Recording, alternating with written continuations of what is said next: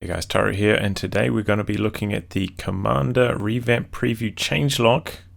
This is up to version 1.6. There's also 1.7, which haven't been integrated into these notes, but we'll have a look at those afterwards. I'll edit them in as necessary, and similar to last time I looked at these notes, like the last time I did patch notes, we're going through the abilities, talking through them, and then as the relevant abilities come up, I'll edit in some footage of the changed abilities and how they've been changed as necessary.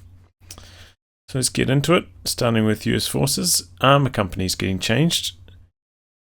Instead of getting a squad size increase at Vet 2, it's now happening straight away. So this is going to make assault engineers a lot more appealing straight off the bat as a unit. And they basically saw next to no use before this. So yeah, I mean, it's nice to see. I think on buildings on maps where there are a lot of buildings where you need the flamethrowers, will make assault engineers a more appealing option, and they still have access to the regular mines as well. They can plant them reasonably faster than the Riflemen do. The field defenses. Anyway, elite vehicle crews is now passive. Automatically grants increased repair speed, 2 Thompson SMGs, and increased veterancy gain for vehicle crews. That's a lot of benefits for free. Like, that's a really appealing upgrade. Certainly going to make Armour Company a lot more attractive. M10 tank destroyer, fuel cost going down from 90 to 80. Flanking speed moving to Vet 0 from Vet 2. And the high explosive shot. I never actually got to see what this was like. I think it was originally going to be like some kind of blinding ability, but also could shoot infantry. But anyway, it's gone now, so it doesn't really matter. So yeah, I mean, the tank M10's getting a lot cheaper. Like, this thing is pretty strong. Like, it can duke it out with the even with the up-armored Panzer IV from OKW. So we might see a return to a bit of NTEM spam. I know the current strategies with US Forces are to go for the Pershing, but maybe this will just this low fuel cost on the M10, which can easily, trade with the 140 fuel Panzer IV. It's going to be interesting to see how it goes. And now the Bulldozer Sherman. AoE is being changed. You can notice the far AoE is going up by quite a lot. So like right at the edge of its AoE, it's going to be doing a decent amount more damage. AoE distance is also going up, so it's getting a double whammy of AoE damage increases. Vet 2 bonuses getting changed from 20% speed, 20% rotation, 30% accuracy, plus and minus excel and decel to receive damage, 15% weapon reload. These are a little bit hard to read, and 20% rotation. Bulldozer Sherman is pretty slow. Oh, but it looks like Vet 3 bonuses from 35 weapon rotation, 20% reload to 35% weapon rotation, 10% reload. And then, okay, so they're moving the speed bonus to Vet 3. The Bulldozer Sherman's pretty slow. So, that means you're going to have to get all the way to Vet 3 now before it gets a little bit quicker. Oh, and we've got some more changes down here. Oh no, scatter. So the scatter's getting reduced by a massive amount and does 50% damage on deflection, same as the Brumbear. So that makes it a lot better when having to fight against medium tanks and the like. Or just any tank, honestly, because if it fails to penetrate, it deflects even against the heaviest armor. Which is why the Brumbear is so powerful at the moment, because, you have a medium tank and they've got a Brumbear, you're like, oh yes, I can just beat them, but the Brumbear ends up landing the shots even if they don't penetrate. Brumbear's got pretty good penetration as well. Not sure what the Bulldozer Sherman's is like, but Anyway, it's interesting. The Bulldozer getting a few changes.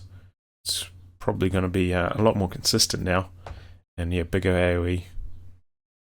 The vet bonuses, I feel like probably not. I mean, the received damage is like pretty big change, similar to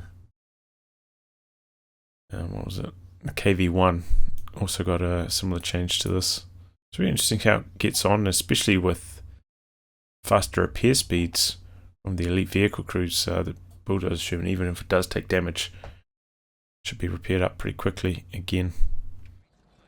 So here we are with the Bulldozer Sherman AoE demonstration. We've got 3 different squads here, 1 clump behind light cover, 1 behind a heavy cover object, and 1 out in the open. We'll see how the shells do against all of them. Of course, there's a little bit of variance in these kind of things, but just to give you a rough idea on how things will be looking, we'll go for the open squad first. So I mean, that was like a lot of these models were quite far away from that. Still took a lot of health. Targeting the model at the front for that shell. So it looks like it's unlikely to get a one-shot wipe in the full health squad. But after one shell from it looks like your squad's probably going to be under half health. Almost guaranteed. We'll go for the light cover clump squad now.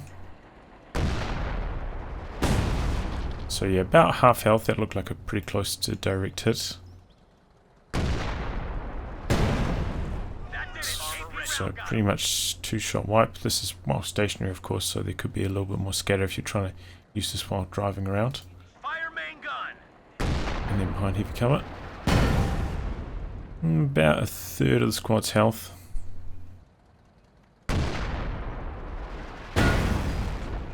Cover's destroyed now. Did about a quarter of the health that time. Seems like the shell's targeting slightly on the left-hand side of the squad. So yeah, there's the Bulldozer Sherman. Direct hit. That got him. Seems like it's gonna be doing a pretty big chunk of health to everything that's not behind heavy cover. Pretty much every shell it shoots. Seems like it's gonna be very effective. 240mm artillery, well this is definitely one we'll have to run a test on. Shells from 5 to 7. Duration between shells reduced. Don't know how the mass adds up, but that's pretty powerful. Instant crit kill against infantry removed. So yeah, the way it used to be is even if you're on the very edge of the AoE of the shell, if it did like any damage to you, it would just like kill the infantry guaranteed. So I think Stuka Dive Bomb used to be the same way, but they changed that I think last patch. Now it's happening to the 240mm artillery as well. So yeah, if your squads are on the very edge of its AoE now, they will stand a chance of surviving. AoE from 9 to 10, so they're increasing the AoE to compensate a little bit for the crit getting removed. But I mean, this is a lot of shells.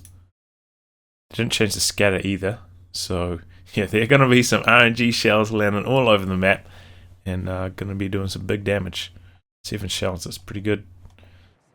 So now we're going to take a look at the revised 240mm howitzer barrage. You can see the edge of the circle here just fitting onto the screen. Doing it right in the middle of this clump of Fox Grenadiers. We'll see how it goes. Fire mission, HE quick, barrage, fire for effect. See what the scatter's like. See how much damage it does, like depending on how close the shell lands to a squad.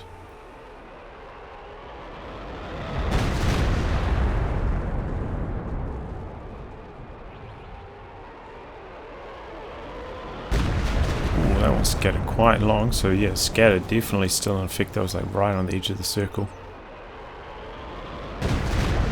It's going up there again.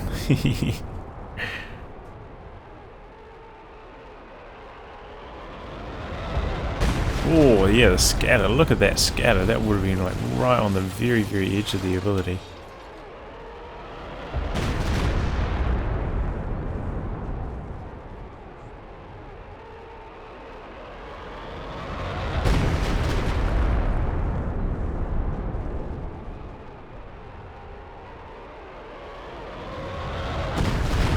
So you can definitely feel that the shells are coming down faster than before. And the scatter is still there. They're still scattering all over. So if you see this ability come down, get out of even the edge of the zone. Because we saw like 4 of the shells here land right on the edge of the affected zone. And certainly seems to be less lethal against infantry when a shell lands close to the infantry because of the crits getting removed. So Mechanised Company, WC51 and M3 half-track consolidated and available from Rifle Command. So it's the standard HQ building, the one you have at the start. M3 requires either a captain or lieutenant to be deployed. That's fair enough. So WC51, we're seeing almost no play from Mechanised Company. Now you can build it straight away.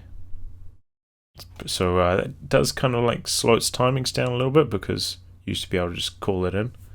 But it was never very powerful when you called it in. Well, not since they changed it.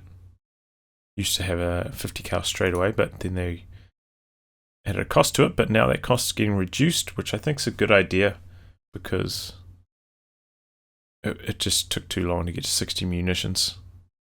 And the WC51 was just like sitting around not being very useful until that hits. So yeah, that's coming about 30 seconds earlier, which is a nice change. Received shared experience. I think that's getting removed in 1.7, but we'll have to double check that. Build time from 30 to 18. I think that's also getting increased to 22 in the 1.7.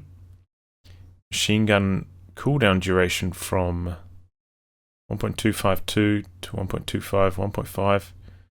So its cooldown duration is getting reduced a little bit, so the machine gun will be slightly stronger essentially. And then MG rate of fire multiplier from 1, 0.833, 0.6.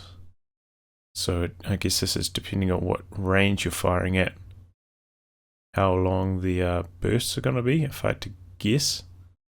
But now it's getting standardized, so probably we'll be doing more damage at a longer range, which is yeah, buff. That's what I believe this means.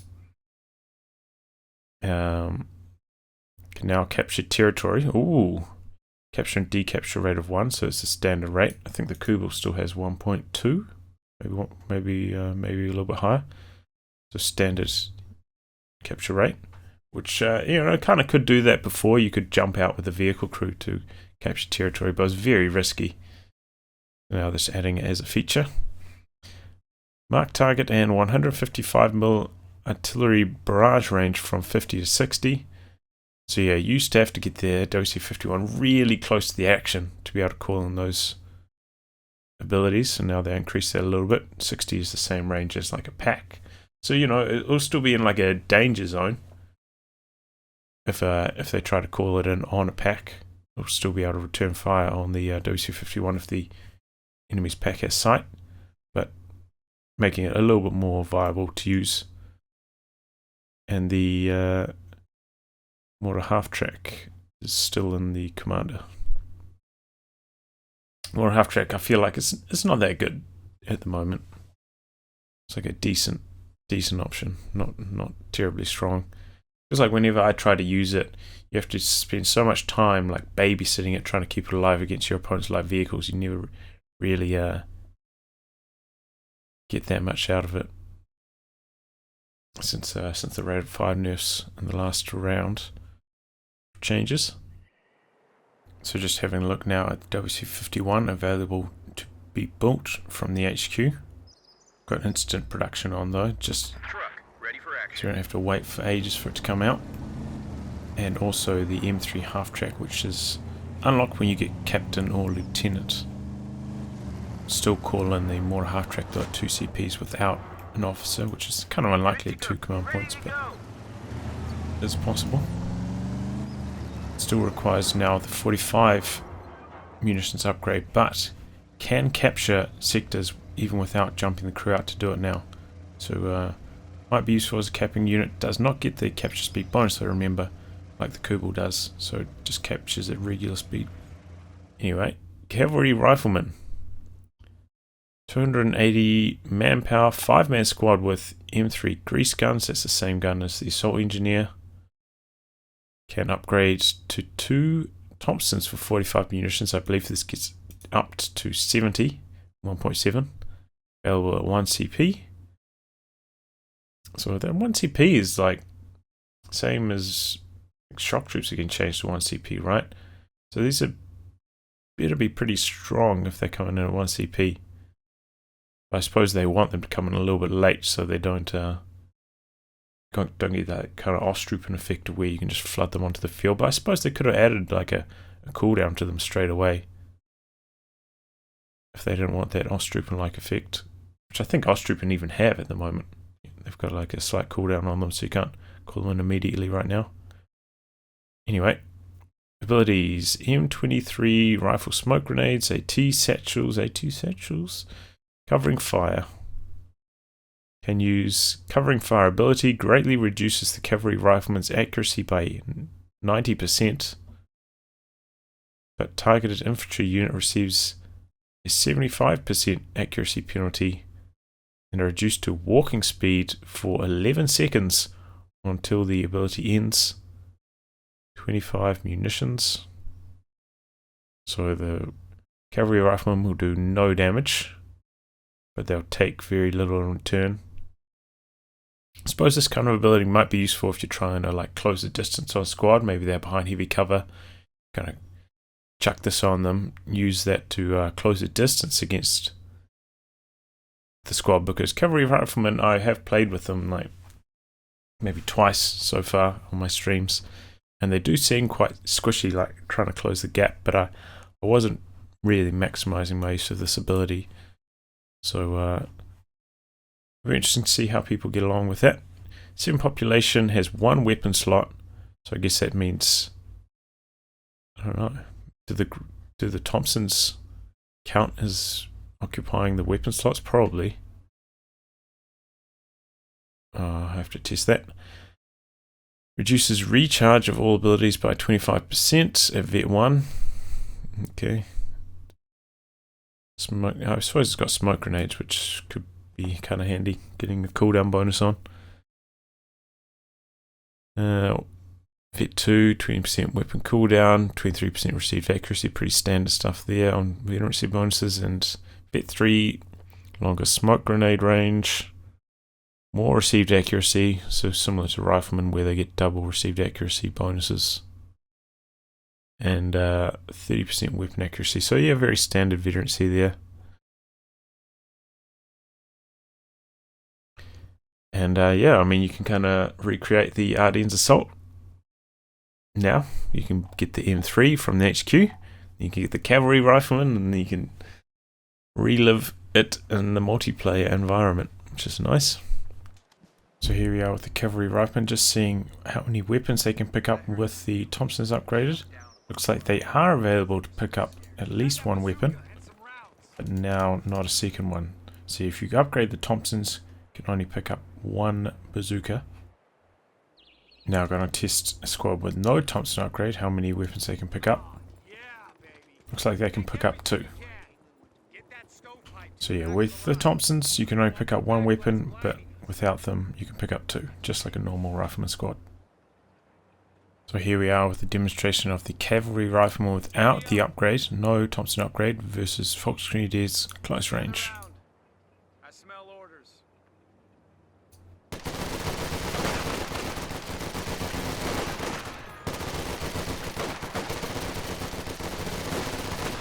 Pretty comprehensive beatdown there. And now cavalry riflemen versus stern pioneers close range. Heads up. Mechanized mortar carrier is now ready for action. Looks like a very close fight.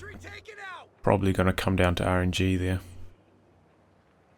And now I've got stern pioneers versus the cavalry rifleman with the 2 Thompson upgrade.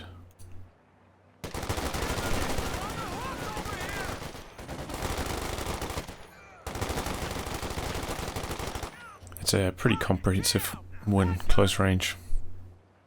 Here's a scenario that you might encounter in-game. Right along here, you have to close the distance against a squad. The fog screen is behind light cover.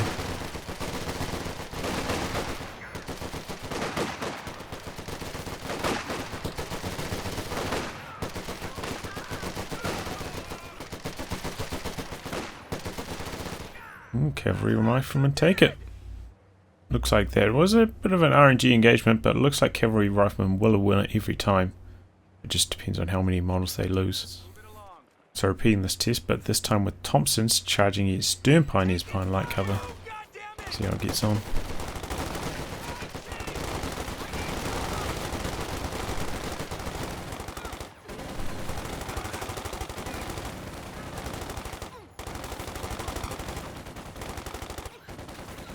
So very close engagement there. Stern pioneers do end up winning, but it looks like that could go either way, but a slight edge to the stern pioneers. So now we're going to test out the Cavalry Riflemen's covering fire ability. So this should reduce the targeted squad's accuracy and slow its movement. The duration of the ability. So when you do activate, it looks like it's going to be in an area rather than targeting a select squad. So I've got two squads next to each other here to see if we can get them both. But it looks like you can only target one squad with it. And if you try to move whilst it's active, it actually cancels. So this is not something that you can, you know, if you see a squad behind cover, activate it on a squad and then try to use it to close the distance safely.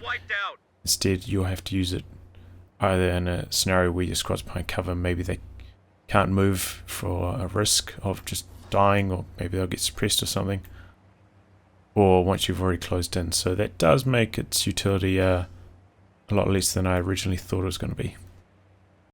Combined arms added in place of raid. So raid was the capping speed bonus one. It's getting exchanged with combined arms, which I never thought was terribly strong. Maybe a little bit overpriced. Doesn't look like that's being changed. 76mm Sherman is being changed, which is nice because this is trash. Well, was trash. Population from 14 to 12. So it's, you know, it's now the same as the Armour Panzer IV, which is, I think, probably fair enough. Cost from 380 135 to 380 125. So 10 fuel cost reduction, so still a little bit more than the Armour Panzer IV. And that's really what this is kind of aiming at, I believe. To trade blows with the Armour Panzer IV. Vet 3 0.8 reload modifier replaced with 25% main gun penetration. Can now swap between regular ammunition and high velocity armor piercing. High velocity armor piercing has improved penetration and accuracy, but increases reload time by 1.6 seconds. So I suppose this is like geared up to if you're having like a frontal fight with a tank, you really just want those penetrating shots. Activate this, but if you're maybe trying to do like a flanking maneuver, you have this disabled so you can get that maximum rate of fire going. But I mean, it's going to have decent penetration, like penetration bonus. I suppose it's at Vet 3, right? Plus this. Anyway, the cost reductions I think are well deserved. Soviet Sherman now has the same stuff. Nice, because nobody was using that. Speed from 6.4 to 6.5 matches the Soviet version. That's like very fast. I think the Armour Panzer IV is maybe like 6.3. So a little bit faster than the Panzer IV. And I think the OKW one's a little bit slower again, maybe like 6. So yeah, those are the USF changes between those two commanders. Certainly I think Armour Company stands a good chance of becoming a played commander at the very least. Mechanised company, I still think it will be a bit fringe. Maybe against OKW, get to see some WC51 play, kind of similar to how Soviets used the M3A1 scout car against them.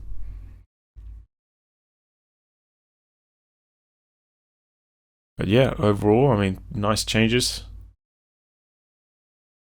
And let's hope they spice up the game a little bit. So having a quick look at the 1.7 changes. Mechanised company WC51 build time increased, no longer gains shared veterancy, and veterancy requirements decreased. So it should be a little bit harder to vet it up because it doesn't gain shared veterancy, but it'll vet up quickly based more on its combat capabilities. Cavalry Riflemen Thompson costs increase, so it's more of a delay to the Thompson upgrade. And covering fire penalty on targeted squad from 75% to 35%. So that almost makes it seem like probably wouldn't be worth using covering fire anymore.